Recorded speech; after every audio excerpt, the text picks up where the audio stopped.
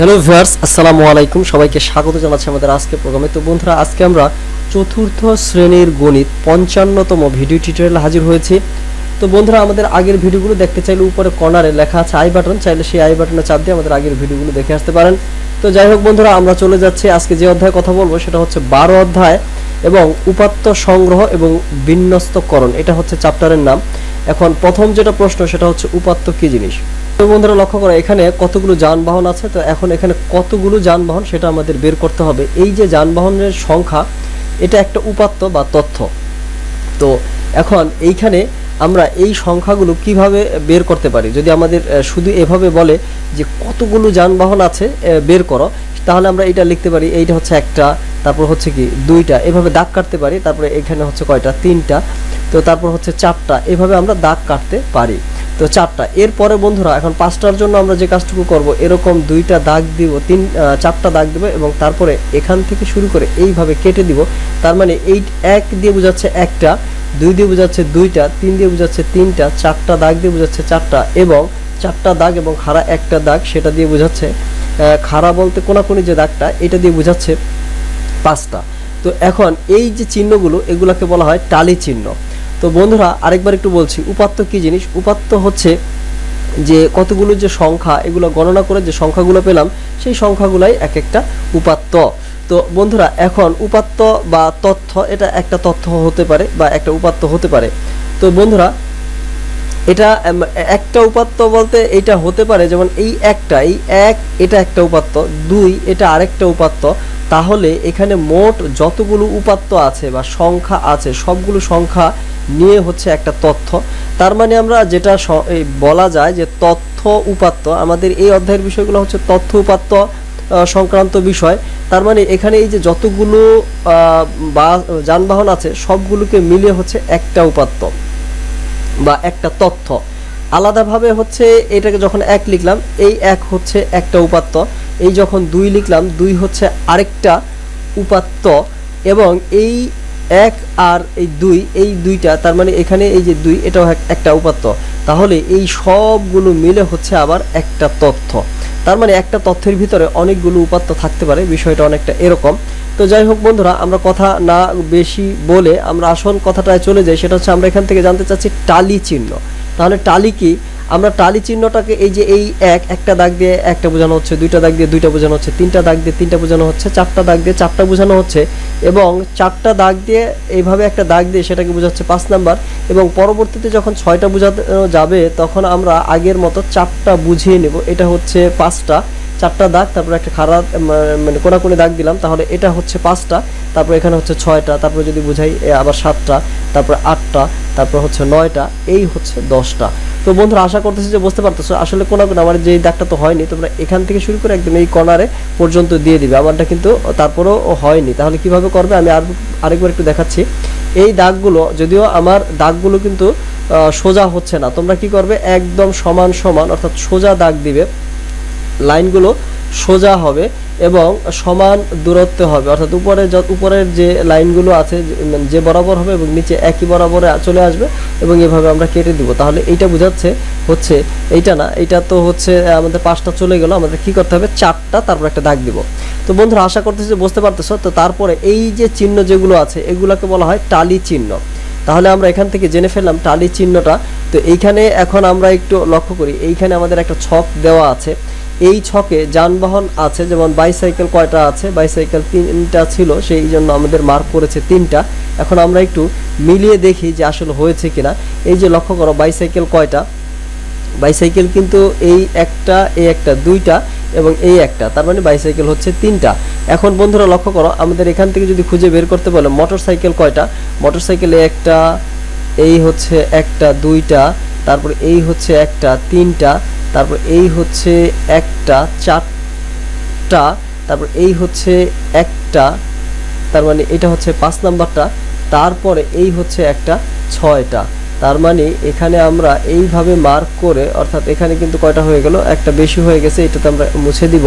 তার মানে এখানে যেটা হলো, এই হলো 4টা, তারপর একটা দিলাম 5টা, এই হলো একটা 6টা। তার মানে আমাদের মোটরসাইকেল আছে টোটাল কিন্তু 6টা। তো বোঝা যাচ্ছে নিশ্চয়ই। এইভাবে আমরা বাকি সংখ্যাগুলো কিন্তু বের করব। তো এখন এইখানে তাহলে মোটরসাইকেল হবে কয়টা, মোটরসাইকেল হবে কয়টা, 6টা।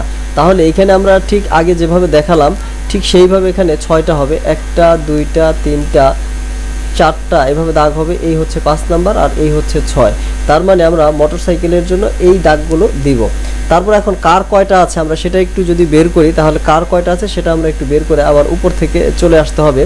তাহলে লক্ষ্য করো কার কয়টা আছে, কার আছে হচ্ছে এখানে একটা দেখা যাচ্ছে, এই একটা 2টা, তারপর এখানে হচ্ছে আরও একটা 3টা, তারপর এখানে একটা, এটা হচ্ছে 4টা। তারপরে বন্ধুরা লক্ষ্য করো আর কি আছে, আর হ্যাঁ 4টা, এই একটা 5টা। তার মানে এখানে আছে কয়টা, টোটাল 5টা। তো তার মানে আমরা বুঝতে পারতেছি এখানে টোটাল আছে তাহলে কার আছে কয়টা, 5টা। তো কার আমাদের এইখানে কিন্তু তাহলে কার লিখতে হবে যে আমাদের এইভাবে আগে যেভাবে দেখালাম সেখানে বসাতে হবে, আর এখানে কিন্তু সংখ্যাগুলো বসাবো। পরে নিচের যে ছকগুলো এখানে গণনা করে যে টালি চিহ্ন আসবে সেগুলো আবার সংখ্যার নিচেরটায় বসাতে হবে। তারপরে বন্ধুরা লক্ষ্য করা বা তারপরে হচ্ছে বাস এবং সিএনজি কয়টা আছে। তো বাস সিএনজি কয়টা আছে সেটা আমরা একটু দেখি। সিএনজি দেখো এই একটা আছে সিএনজি, আমার চোখে আর আসতেছে না, একটাই। আর বাস আছে কয়টা, বাস আছে কিন্তু 3টা, এই বাস হচ্ছে 3টা। তাহলে সিএনজি আছে একটা, বাস আছে হলো 3টা, একটা তারপরে 2টা, তারপরে এই হচ্ছে একটা 3টা। তো এখন আমরা এটা নিচে চলে আসি দেখি বন্ধুরা, তাহলে এখানে কি হবে, বাস হবে হচ্ছে 3টা, সিএনজি হবে একটা। তো এইগুলো আবার আমরা নিচে লিখে ফেলবো। তার মানে এখন বন্ধুরা লক্ষ্য করো, তো বন্ধুরা আমরা এখন যে কাজটুকু করব, এই যে ছকটা আছে এই ছকে এই ঘরগুলো পূরণ করব, অর্থাৎ টালি এবং সংখ্যা এটা পূরণ করব। তো কিভাবে করব লক্ষ্য করো। তো এইখানে আমরা এখন যে কাজটুকু করব, প্রথমে কমলা আছে, কমলা কয়টা আছে একটু দেখো, 1টা 2টা 3টা 4টা 5টা। তো দেখা যাচ্ছে কমলা আছে 5টা, সেই ক্ষেত্রে আমরা এখানে 4টা দাগ দিব এবং একটা বাঁকা করে দাগ দিব এই। তার মানে এখানে হয়ে যাচ্ছে কয়টা, এখানে হয়ে যাচ্ছে হচ্ছে 5টা। তারপরে বন্ধুরা সংখ্যাটা আমরা এখানে লিখবো, 5 লিখবো। তারপরেরটা কি হবে, কলা আছে কিন্তু দেখা যাচ্ছে 3টা, 1টা 2টা 3টা। তো এখানে এই জন্য আমরা কলার জন্য 3টা দাগ দেবো, 1টা 2টা 3টা, এবং এখানে লিখবো কিন্তু 3। আমারটা যদিও সুন্দর হচ্ছে না এবং লেখা কিন্তু বাইরে চলে যাচ্ছে, তোমাদের কিন্তু যাবে না, তোমরা সুন্দর করে লিখবে। তো তারপরে বন্ধুরা আমরা পরে দেখতেছি, পরে আছে আপেল কয়টা লক্ষ্য করো, আপেল 1টা 2টা 3টা, আপেল 3টা আছে। তো আপেল 3টা থাকার কারণে আমরা 3টা দাগ দেবো এবং এখানে কিন্তু লিখবো 3। এবং পেয়ারা কয়টা আছে, তো পেয়ারা কিন্তু দেখতেছি কি, হ্যাঁ পেয়ারা দেখা যাচ্ছে, পেয়ারাও কিন্তু আছে 3টা, দেখো 1টা 2টা 3টা, পেয়ারা আছে 3টা, পেয়ারার জন্য তাহলে 3টা দাগ দেবো আর এখানে 3 লিখবো। তো বন্ধুরা এখন আমরা এই সংখ্যাগুলো এখানে যোগ করে যেই সংখ্যাগুলো পেলাম, প্রথমে যেই সংখ্যাগুলো পেয়েছি সেই সংখ্যাগুলো যোগ করে আমরা এখন এখানে বসিয়ে দিব, তাহলেই হবে। যদিও আমার এখন তো সংখ্যাগুলো লেখা নাই, তো লেখা এইখানে যে সংখ্যাগুলো ছিল সেই সংখ্যাগুলো লিখে, সাপোজ আমি ধরে নিলাম এইখানে আমাদের সম্ভবত প্রথমে ছিল 5টি, তারপরে কলা ছিল হচ্ছে 3টি, তারপরে হচ্ছে তারপর কি ছিল, আপেল, আপেলও ছিল সম্ভবত 3টি, পেয়ারা কয়টি, পেয়ারা হচ্ছে 3টি। এইভাবে যদি আমরা যোগ করি তাহলে 5 6 7 8 9 10 11 12 13 14, তার মানে এখানে 14টি হবে। তো এই যে টালি সংখ্যা এই 14, এই 14টা কিন্তু তাহলে আমাদের কি মোট ফল সংখ্যা। তো বন্ধুরা আশা করতেছি যে বুঝতে পারতেছো। তাহলে এইখানে আমরা এই কাজটুকু করবো, অর্থাৎ এখানে চিহ্ন বসাবো, চিহ্ন বসিয়ে এখানে সংখ্যাগুলো লিখবো, তারপর এখানে মোট করে দিব, তাহলে আমাদের এই ছকটা পূরণ হয়ে যাবে। তো বন্ধুরা এখন আমরা চলে যাচ্ছি নিচে, লক্ষ্য করো স্তম্ভ রেখার সাহায্যে প্রদর্শন করো। তো এই যে আমাদের এখানে এই একটা ছক দেওয়া আছে, এই ছকটা লক্ষ্য করো বন্ধুরা।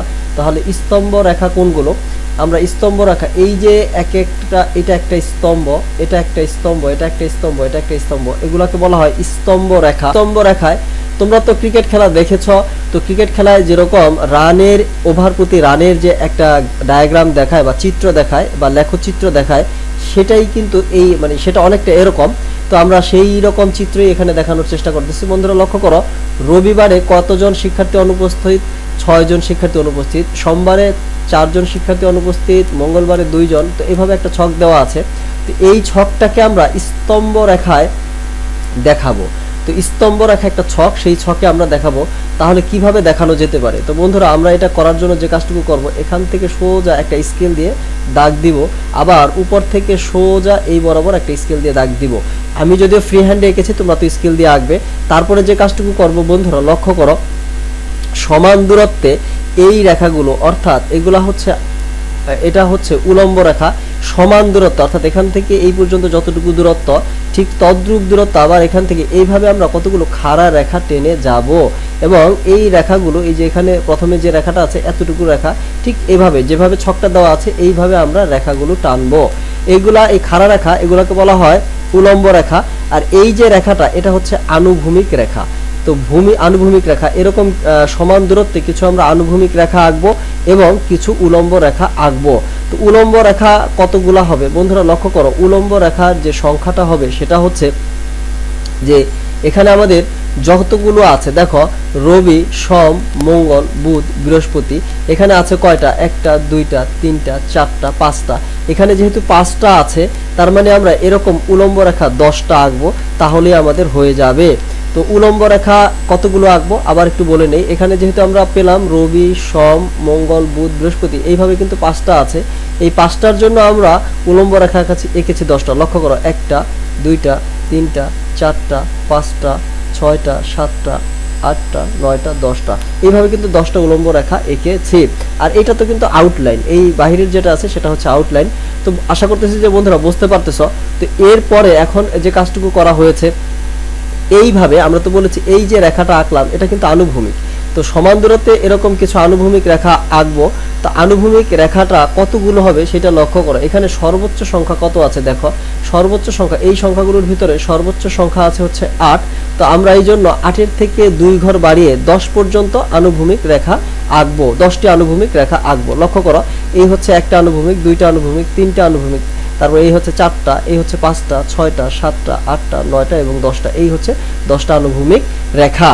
তো বন্ধুরা এইগুলো এঁকে ফেললাম, এখন কিভাবে দেখাবো সেটা একটু লক্ষ্য করো। এই দেখানোর জন্য যে কাজটুকু করতে হবে, এই যে 6, রবিবারে কয়জন, 6 জন, তাহলে আমরা এই রেখা এবং এই রেখার মধ্যবর্তী সেটা রবিবারকে বুঝাবো। তাহলে রবিবারে আছে কয়জন অনুপস্থিত, 6 জন অনুপস্থিত। তো 6 জন অনুপস্থিত থাকার জন্য তাহলে এইটা হচ্ছে 1 জন, এই হচ্ছে 2 জন, 3 জন, 4 জন, 5 জন, এই হচ্ছে 6 জন। তার মানে এখান থেকে শুরু করে রবিবার, অর্থাৎ এই রেখাটা দিয়ে আমরা বুঝাচ্ছি, এই এতটুকু দিয়ে আমরা এখানে পেন্সিল দিয়ে আবার ভরাট করে দিব, ঠিক সুন্দর করে ভরাট করে দিবে যেভাবে আসলে ডায়াগ্রামটা করা আছে। এটা দিয়ে বুঝাচ্ছে, এই লাইনটা দিয়ে বুঝাচ্ছে 6 জন অনুপস্থিত, এই লাইন দিয়ে বুঝাচ্ছে, এটা দিয়ে বোঝানো হচ্ছে 4 জন অনুপস্থিত, এটা দিয়ে বোঝানো হচ্ছে 2 জন অনুপস্থিত এবং এইটা দিয়ে বোঝানো হচ্ছে, বন্ধুরা লক্ষ্য করো, এখানে হচ্ছে 5, এই পর্যন্ত হচ্ছে 5 জন, তারপর 6, 7, 8 এই পর্যন্ত, মানে এটা দিয়ে বোঝানো হচ্ছে যে 8 জন অনুপস্থিত। তার মানে এখান থেকে আমরা এখন যে বিষয়গুলো দেখলাম সেটা হচ্ছে, বন্ধুরা লক্ষ্য করো, স্তম্ভ রেখাটির শিরোনাম কি, লেখটির শিরোনাম কি, স্তম্ভ রেখাটির লেখটির শিরোনাম কি, স্তম্ভ লেখটির শিরোনাম হচ্ছে ক শাখার অনুপস্থিত শিক্ষার্থীর সংখ্যা, এটা হচ্ছে কিন্তু শিরোনাম। তো বন্ধুরা তার মানে 1 নাম্বারটা হয়ে গেল। এরপরে খাড়া স্কেলের 1 দাগ কতজন শিক্ষার্থী প্রকাশ করে। তো এইটা কত হবে, এই যে খাড়া দাগ মানে এই যে এইগুলো, এইটা খাড়া দাগের খাড়া স্কেলের 1 দাগ কতজন শিক্ষার্থী প্রকাশ করে।